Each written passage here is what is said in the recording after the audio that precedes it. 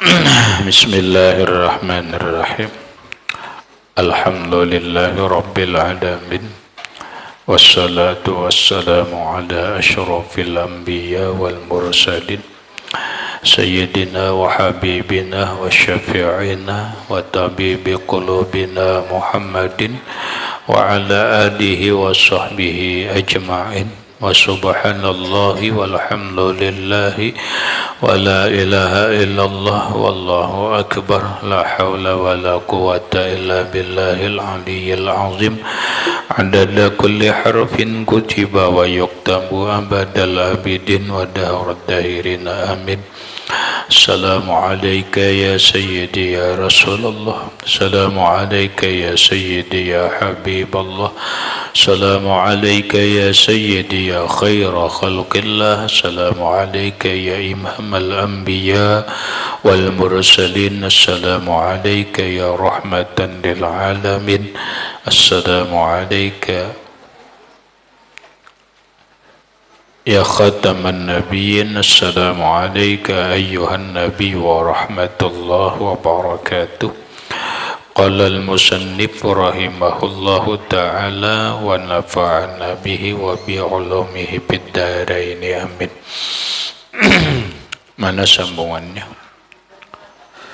Bermula takabbur itu asal segala zalim dan asal yang melupakan akan Allah Ta'ala, dan tiada sesuatu yang terlebih memecahkan akan hati dan yang terlebih menghinakan akan dia melainkan dengan lafar. Dan ketika kembali ia kepada Tuhannya dan tetap ia kepada Tuhannya, dengan khusyuk ia akan dia, serta melihat dirinya hina dan melihat ia akan Tuhannya itu yang amat mulia. Penjelasannya, bermula takabbur itu asal segala zalim. Kita jelaskan dulu masalah zalim. Apa itu zalim? Di dalam banyak kitab, zalim itu ta'rifnya atau bahasa orang sekarang definisinya ialah wad'u syai'i fi ghairi mahallihi, meletakkan sesuatu bukan pada tempatnya, mengerjakan sesuatu atau memperbuat sesuatu bukan pada tempat yang sebenarnya. Itu namanya zalim. Lalu zalim itu banyak. Ada zalim orang terhadap harta, berbuat zalim dengan hartanya, artinya dia menggunakan harta itu tidak sebenarnya, maka dia sudah berbuat zalim dengan hartanya. Ada orang zalim dengan anaknya, yaitu seseorang memperlakukan anaknya tidak sesuai apa yang dianjurkan oleh Allah Subhanahu wa Ta'ala, maka dia disebut berbuat zalim kepada anak. Contoh, anak itu mestinya dirawat, anak itu mestinya dipelihara, anak itu mestinya diongkosi. Ternyata bapaknya tidak merawat, tidak menjaga, tidak mengongkosi. Itu namanya bapaknya telah berbuat zalim kepada anaknya. Ada orang zalim terhadap istrinya, yaitu seorang suami memperlakukan istrinya tidak sesuai dengan yang sebenarnya, maka dia disebut zalim. Umpamanya dia semena-mena terhadap istrinya, dia tidak melaksanakan kewajiban kepada istrinya, baik nafkah zahir ataupun nafkah batin, maka suami itu disebut berbuat zalim kepada istrinya. Termasuk pemerintah berbuat zalim kepada rakyat, yaitu ketika pemerintah memperlakukan rakyatnya dengan semena-mena, tidak sesuai dengan apa yang dianjurkan oleh Allah. Itu namanya zalim. Ada zalim lagi itu terhadap fisik. Seseorang orang tua memukul anak tanpa kesalahan yang dibenarkan atau tanpa aturan yang dibenarkan, maka namanya orang tua itu zalim kepada anaknya. Anak kada pantas dipukuli, kenapa dipukuli? Beda kalau orang atau seorang orang tua itu baik mama ataupun abah memukul kepada anaknya, tapi dia memukul itu sesuai anjuran Tuhan, sesuai anjuran Nabi, maka itu kada zalim. Contoh ujar Rasulullah sallallahu alaihi wasallam, murru sibyanakum bisolah inda sab'i sinina. Suruhlah anak-anak kalian melaksanakan sembahyang ketika dia berumur 7 tahun. Nah, ini kewajiban orang tua. Apabila anaknya sudah berumur 7 tahun, dia harus menyuruh anaknya sembahyang. Nah, lalu oleh Rasulullah katakan lagi, wadribuhu alaiha. Pukullah anak kalian jika dia meninggalkan sembahyang inda asyri sinin, ketika berumur 10 tahun. Maka ketika anak kita berumur 10 tahun, kita suruh sembahyang, lalu dia tidak melakukan atau kadang mengerjakan sembahyang, kita boleh mukul. Zalim tidak. Asal pukulannya itu gaira mubarrihin, pukulan yang mendidik, pukulan yang tidak menyakiti. Tapi bila ia memukuli bebiru-biru, itu zalim ngarannya. Zalim ngarannya.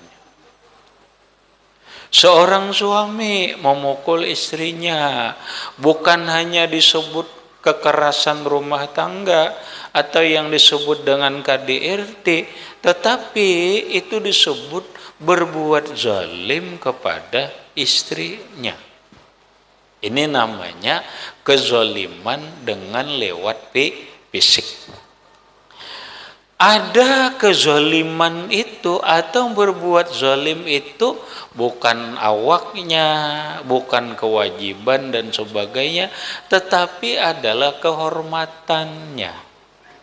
Contoh, seseorang memfitnah orang lain. Si fulan difitnah, padahal dia tidak melakukan apa-apa, dia sudah dituduh, difitnah melakukan ini. Itu namanya zalim. Zalim dalam hal apa? Zalim karena dia sudah merusak harga diri dan kehormatan. Yang mana harga diri dan kehormatan itu kita wajib menjaga kehormatan orang. Kita memfitnah orang, menghina orang, mencaci maki orang, itu namanya zalim. Zalim dah. Nah, zalim terhadap harga diri orang, zalim dengan kehormatan orang. Maka ketika seseorang itu berbuat zalim, apakah dia zalim dengan hartanya atau harta orang lain, zalim dengan dirinya ataupun kehormatannya, dosanya, maka Allah berkata wala'natullahi 'alaz zalimin. Orang zalim itu dikutuk Allah.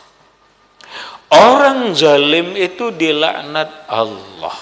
Innallaha la yuhibbuz zalimin. Sesungguhnya Allah itu membenci kepada orang yang zalim. Bukan hanya dibenci tetapi dikutuk oleh Allah. Lalu di dalam hukum fikih orang zalim itu dosanya besar. Dosanya besar. Nah lalu kita kaji, kenapa yuk sampai orang berani berbuat zalim? Kok kenapa seseorang beraninya memukuli anak istrinya atau tidak menjaga harga diri, kehormatan suaminya, harga diri dan kehormatan istrinya, harga diri dan kehormatan orang lain, mudahnya menghina orang, mudahnya mencela orang, mudahnya meremehkan orang lain, itu ada sebabnya, ada pungkalanya. Apa pungkalanya? Apa sumbernya? Pungkala dan sumbernya itu adalah takabur, sombong. Tetap gara-gara sombonglah dia bisa berbuat zalim. Gara-gara sombonglah dia bisa memfitnah orang. Gara-gara sombonglah dia sanggup menyakiti orang lain. Sombong itu apa? Nah, sombong itu adalah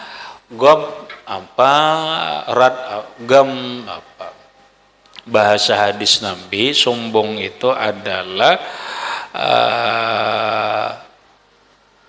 menolak kebenaran, wagam tunas, dan meremehkan orang lain. Orang itu sombong, dulu kecenderungannya dia tidak mau menerima nasihat yang bagus.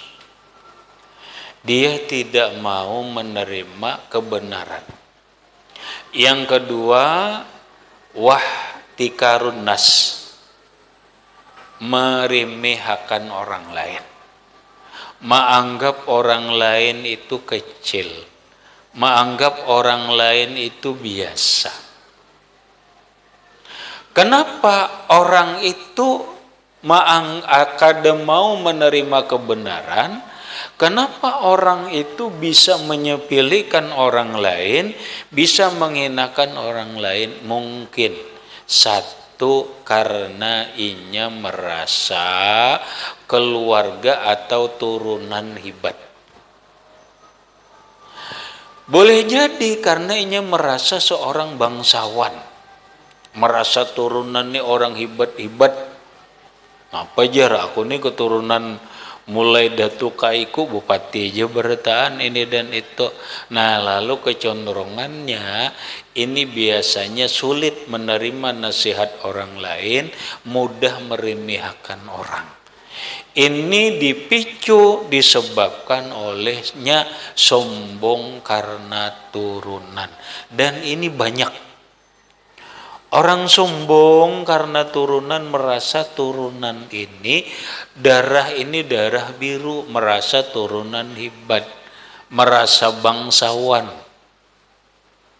Bahasa dalam agama, mohon maaf, sekalipun orang itu Habib atau sekalipun orang itu zuriatnya Rasulullah, berarti merupakan nasab turunan yang sangat mulia, mereka tetap tidak boleh sombong. Maka ketika orang mempunyai turunan atau darah, titisan darah biru, orang-orang hebat ini hati-hati. Hati-hati. Jangan merasa turunannya orang wali, jangan merasa turunannya orang besar, lalu menganggap orang lain ini kecil. Lalu kadang-kadang mulut ini meremehkan orang, lalu kadang mau menerima kebenaran dari orang lain.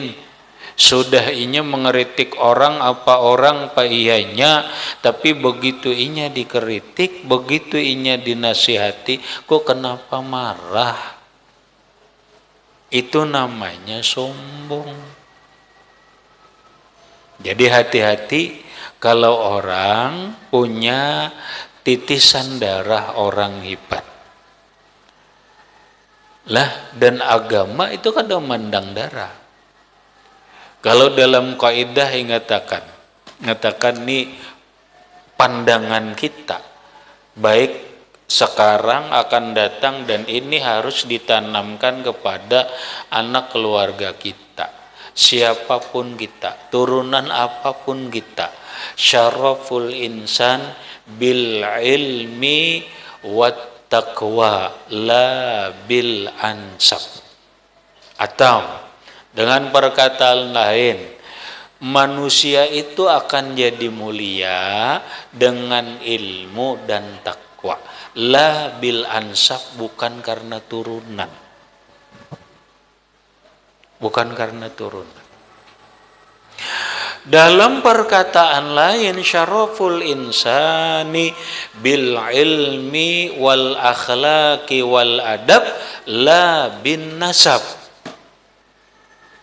Mulianya seseorang, orang walau turunan negro, walau kastanya rendah, atau orang kampung, kuitannya kada alim, kada ada orang nang hebatnya, jangan merasa kecil hati.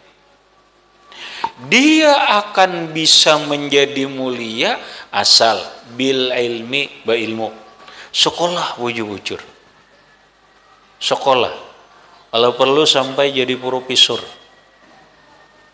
Ilmu kada? Ilmu. Sekolah, kalau perlu sampai ke luar negeri. Kenapa? Karena Nabi mengatakan syaraful insan, kemuliaan manusia itu bil ilmi, dengan ilmu dulu. Orang darah apapun kalau inya bodoh, dah kada. Yang kedua, setelah ilmu bil wal akhlaqi wal adab, dengan akhlak dan adab.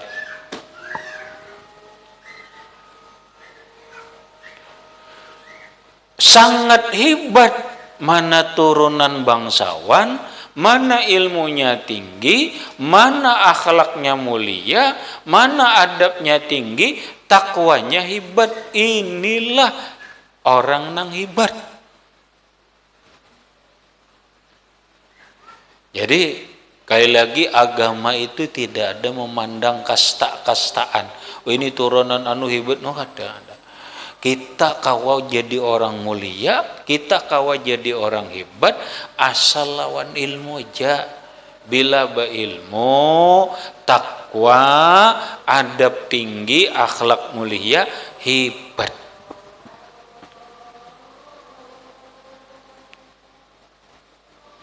Walaupun nasabnya tinggi, tetapi tidak punya ilmu, tidak punya akhlak, tidak punya adab, ini hina. Hina. Sekalipun dia anak seorang nabi.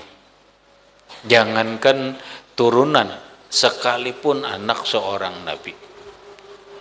Buktinya siapa?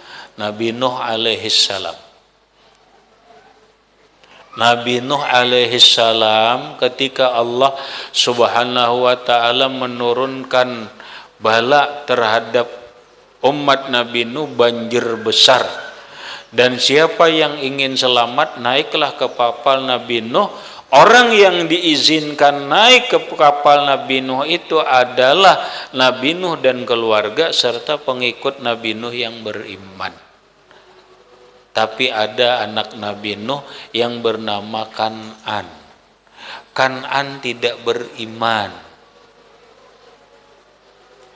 kada bebuat di kapal Nabi Nuh justru hendak menyelamatkan diri dari banjir ke atas gunung, tetap kada kawa. Sampai Nabi Nuh protes lawan Allah, Tuhan itu anak ulun. Itu anak ulun kan, itu anak ulun, darah daging ulun. Allah menjawab, benar Nuh, dia darah dagingmu, anakmu, tetapi innahu amalun ghairu sholih, tetapi akhlaknya, perilakunya, perbuatannya jahat, buruk. Celaka kan? Celaka, padahal anak Nabi Nuh. Jadi hati-hati kalau orang punya turunan keluarga hebat, ini bisa menimbulkan kesombongan bisa menghasilkan kezaliman, bisa menghina orang, menyepelekan orang, menjelikkan orang lain. Banyak lagi. Termasuk penyebab takabur itu adalah berilmu. Orang bisa saja berilmu banyak, beribadah baik, menjadi penyebab sombong. Buktinya iblis itu ilmunya banyak, amalnya asal bagus, tapi karena ia merasa lebih baik daripada Adam, akhirnya tidak mau tunduk dengan perintah Allah, bahkan menjelikkan Adam. Masih banyak penyebab sombong. Lalu kita berpikir, lalu diucuro, kayak apa yuk menghilangkan sombong ini? Orang sombong karena turunan, sombong karena ilmu, sombong karena awak bagus bungas, sombong dengan kekuatan, sombong dengan banyak pengikut, sombong dengan kekayaan, dan seterusnya. Kayak apa supaya sombong ini hilang dari hati kita, supaya kita ini jangan berbuat zalim. Lalu ujar Sidin, takabur itulah sumber asal kezaliman, sumber asal lupa lawan Allah. Maka tiada sesuatu yang terlebih memecah akan hati dan yang terlebih menghinakan akan dia melainkan dengan lapar. Cara meluluhkan hati kita ini supaya jangan sombong, lapari. Lapar. Ini orang karena mentang-mentang makanan nyaman ini dan sebagainya, ya lalu kada mau merasakan, kada pernah merasa susah, lalu timbul menjilikkan. Coba lapari parut. Nang kayak apa rasanya lapar?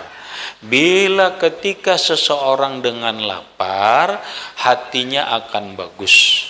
Dia akan sadar bahwa orang lapar ini ternyata kayak ini. Kada berdaya. Maka puasa adalah salah satu terapi untuk membersihkan hati kita daripada takabur. Kayak apa lagi caranya supaya kita ini jangan takabur? Yaitu ilmu. Ilmu, belajar, tahu. Tahu nang apa? Tahu dengan diri kita. Tahu diri. Orang sombong itu karena kada tahu diri. Inya sombong karena merasa banyak harta, kada tahu diri. Mang dirinya dulu waktu ke dunia ini punya harta, Memang dirinya waktu di dunia ini punya jabatan. Memang dirinya waktu datang ke dunia ini punya kekuatan kadang-kadang. Ingat akan bahwa dirimu itu satu, khuliqal insanu mimma indafik, bahwa kita ini tercipta daripada air yang hina, air yang memancar dari tulang sulbi dan tulang rusuk yang disebut dengan air sperma nang bau mahung. Apa artinya? Kada usah bersombong-sombong. Satu, diri kita nih iya banyu hina asalnya. Yang kedua, Allah mengingatkan bahwa diri kita ini khuliqal insanu dhaifan. Manusia itu diciptakan dalam keadaan lemah. Dulu kita nih kada apa-apa. Kada berisi harta, hanya Allah yang memberi harta. Kita kada ada berisi jabatan, hanya Allah yang memberi jabatan. Kita kada ada berisi ilmu, kecuali Allah yang memberi ilmu. Kita kada ada berisi punya apapun, kecuali itu berian Allah. Sadar bahwa ilmu nang ada ini dari Allah, kekayaan nang ada ini dari Allah, jabatan nang ada ini dari Allah, kecantikan nang ada ini dari Allah.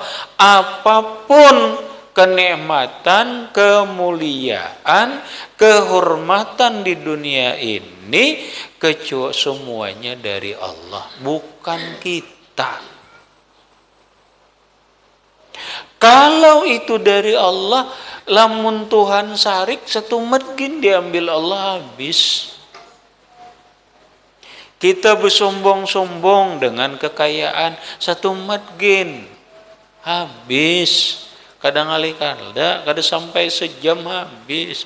Orang nang kisah alim pintar apa kada membutuhkan sehari, sejam gin bisa gila, bisa bodoh.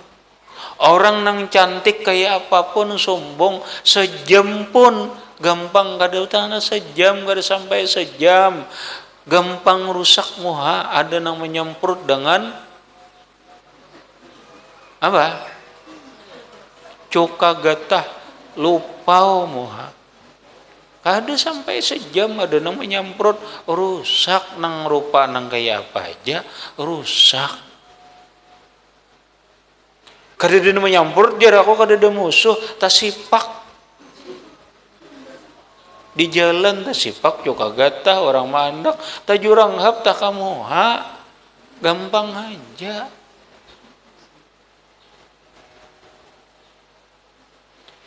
Kita benar berpikir ngalih bahwa ini sudah sugih ini 7 turunan lagi, gampang aja. Allah maha bisakan itu mat aja. Nah tuh, sadar dulu itu tuh, sadar. Nah berikutnya adalah kesadaran kita, sadar kita ingatakan bahwa kita ini tidak punya daya dan apa-apa. Kita jangankan punya harta jabatan dan lain-lain, kita ini punya kemampuan pun kedada. Bersombong-sombong apa-apa, isuk lumpuh ya Pak. Yuk pikirkan. Ya kada, gampang aja lawan Allah Ta'ala. Imbah kemarian ni rabah apa majer. Aku tuh makan tadi aja diberi makan orang, parut lapar, rasa nyaman banget. Makan nampak kada suah apa lagi loas banget. Pas kehendakan banget disuruh irang iwak wadi pupuyu nyamannya. Ya Allah, nasinya bagus apa behemat teh makan iwak wadi. Boleh ke rumah rabah Berapa Pak? Stroke. Ayo apalagi segunung pian harta, biar jabatan gubernur diambihi orang. Diambihi orang. Kenapa kada kawa jual lagi?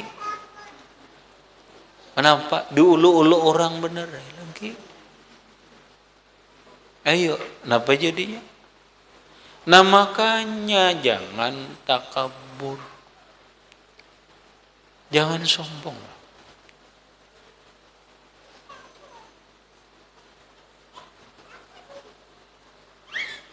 Nah sadar kada. Nah berikutnya kita banyaki istighfar lawan Allah. Kita banyaki sholawat, kita banyaki zikir, istighfar, zikir, sholawat. Kalau perlu istighfarnya sehari 1000, zikirnya 300, sholawatnya 1000. Bilang kada cukupai istighfar sehari 100 barang.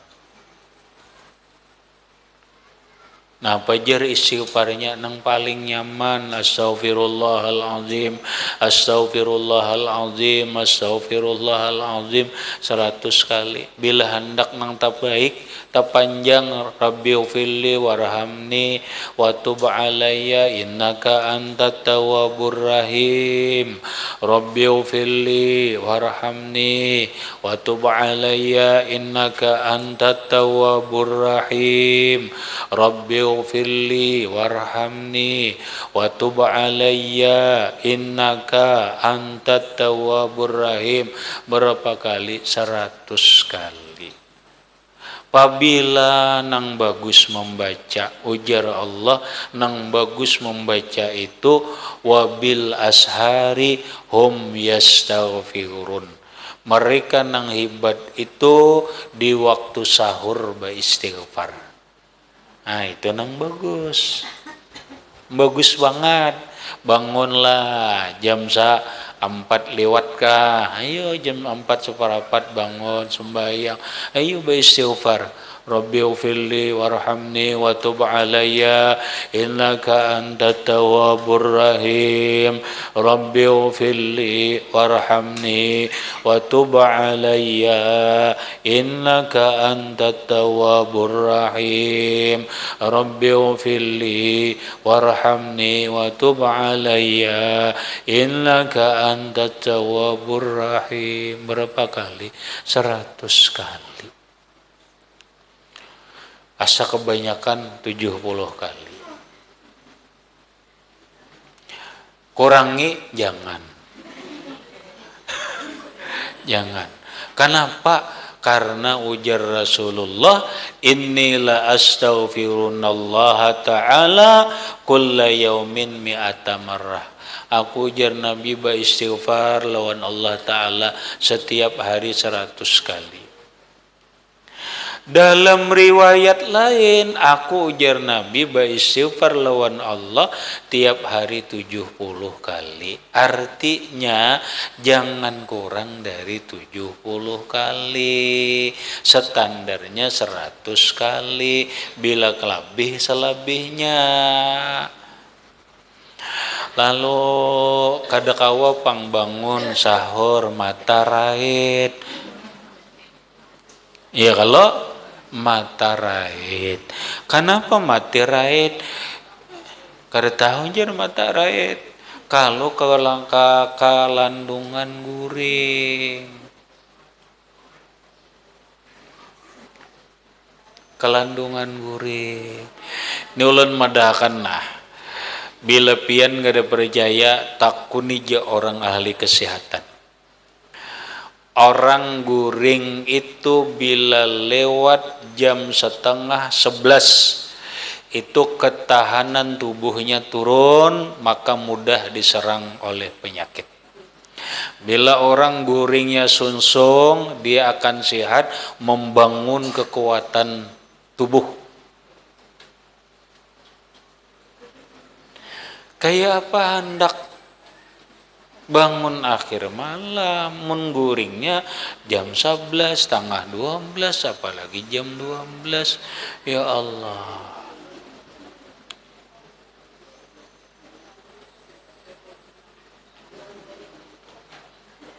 Kecuali apa? Ya kecuali memang sudah kebiasaan, tapi itu ada ipiknya. Ipiknya mesti kena ngantuk, mesti kena kada nyaman kepala, pasti kayak itu. Kita ini bukan orang wali.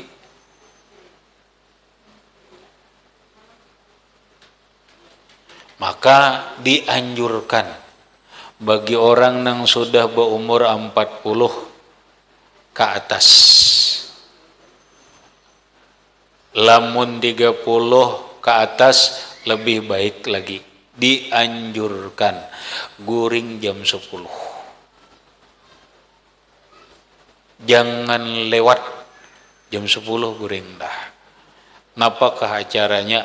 Ayo guring ja ambil saya dah. Guring sudah tuhok, sudah malam. Ulun pian sudah tuhok dah. Udah tuhok. Jadi ini song-song aja guring dah. Karena tuhok juga sudah. Nang jam sekian guring bagi ini nang digayam sudah. Ternyata mujur kada membawa kesehatan. Ada.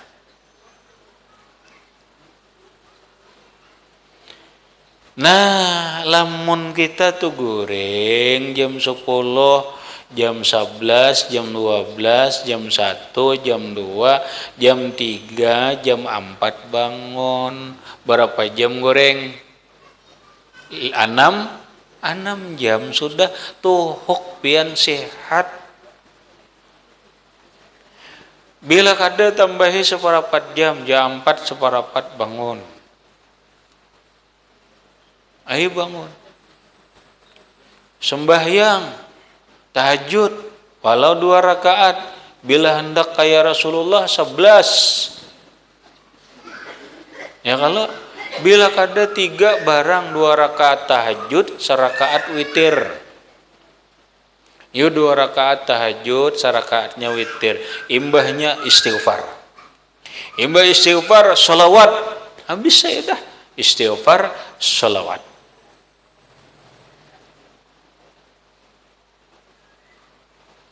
Kita, nah kecuali hendak amalan khusus, itu ajakin dulu, ajakin. Bilanya istiqamah terus menerus, iya itu sudah kawat terus menerus, sudah karomah ngarannya kemuliaan yang diberi oleh Allah. Kita nih pian kawama amalkan apapun amalan kawat terus menerus, itu sudah syukur banget, biar kada hasil lah. Kenapa kawat terus menerus itu nah sudah Allah beri karamat ngarannya orang-orang kada kawat terus seorang kawat. Itu namanya sudah kemuliaan dari Allah. Nah belum lagi hasilnya. Nah baca istighfar, Rabbighfirli warhamni wa tub alayya innaka antat tawwabur rahim 100 kali. Bila kada 70 kali. Kada bangun aku jar dasar kada kawati pangnah kada temahir pangjar. Nah iya amto. Ada temahir ya kalau sudah hai, kadang berpaksaan juga, kadang alih-alih juga. Ayo sudah baca istighfarnya, imbah sembahyang subuh. Ma aku jadi imbah sembahyang subuh rajin salam berdoa hendak ke pasar lagi, nah ya pulang. Kenapa? Amun lambat habis iwak orang berjualan di pasar, maka seorang berwarung makan nukar iwaknya sungsung. Jadi imbah salam berdoa langsung aja ke pasar untuk mendapati iwak murah. Kada usah imbah sembahyang subuh kada bakal karasan juga, baca imbah zuhur. Mbak Zuhur kau Yuhan jar moga itu ada usaha hidup lagi. Itu ngarannya alasannya selalu sibuk. Lamun orang alasannya aur dan sibuk, itu alasan diulah-ulah. Akal manapun kada menerima, logika kada menerima. Setiap orang sibuk. Ayam aja sibuk, inya seberataan nangaran sibuk itu. Seberataan. Kada kawa diulah alasan sibuk itu.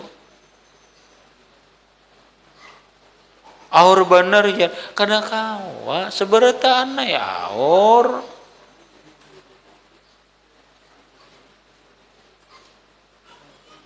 Mikir. Masa Rabbiu filli warhamni wa tub alayya berapa menit? Ya kalau berapa menit alasan sibuk aur.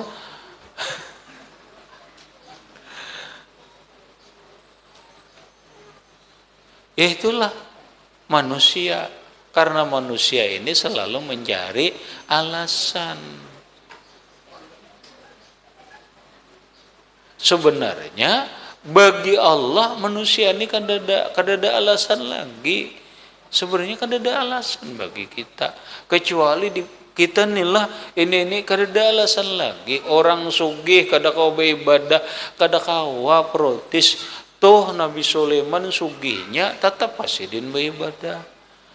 Sibuk, Nabi Daud raja sesibuk apa kawasidin. Kada ada alasan. Garing, toh Nabi Ayub garing kawasidin masih juga. Miskin, Nabi Ayub miskin banget lagi kawaju sidin.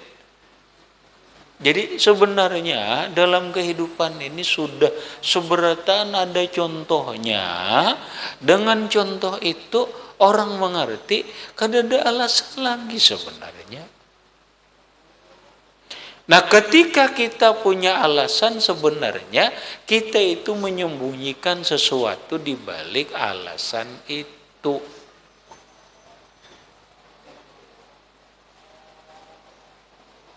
Hendak pada kulir supan ya kalau bodoh sibuk anu ajar apabila ini turun naik kena ngajar ini dan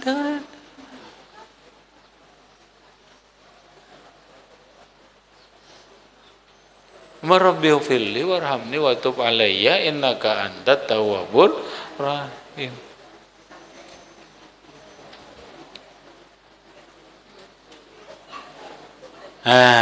Istighfar, hanya sholawat. Nah, maka dengan puasa atau dengan lapar, dengan ilmu pengetahuan, dengan amalia, hati kita itu akan jadi bersih. Kada lagi sombong. Batarul haqqi itu kada mau sombong. Dipadahkan nang bujur kadang ngaras. Karena sombong itu batarul haqqi wahtika wagam tunas kata Nabi. Wahtikarun nas. Sombong itu menolak kebenaran, kada mau, kemudian menyipili akan orang lain. Habis. Maka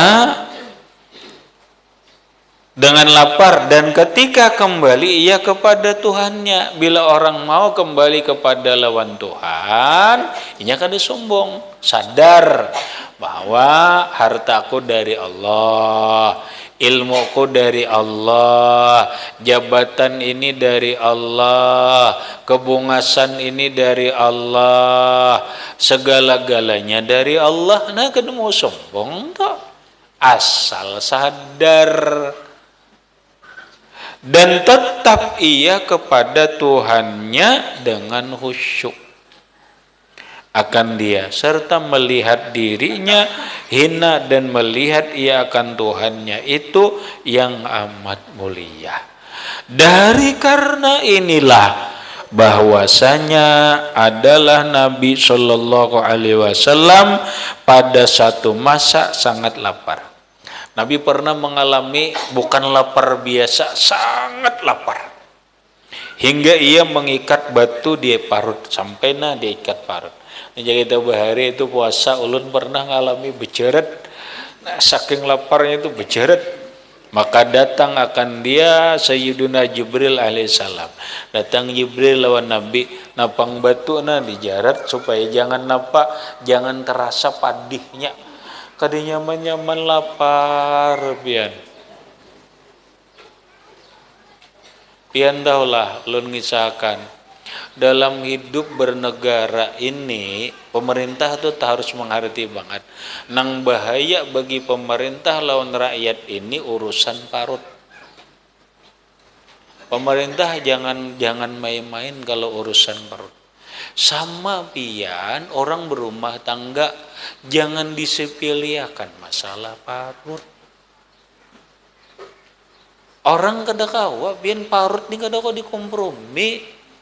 Pian nang kaya paja mohon maaf ulun pasti memastikan pian laki bungas, alim, pak ibadah.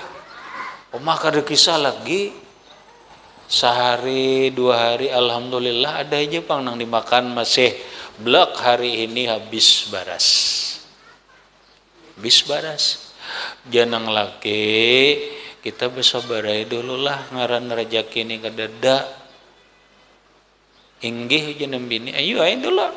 Nah laki ini bagus mana bungas, pak ibadah, bertasbih, baca Quran dan sehari tahan nang bini.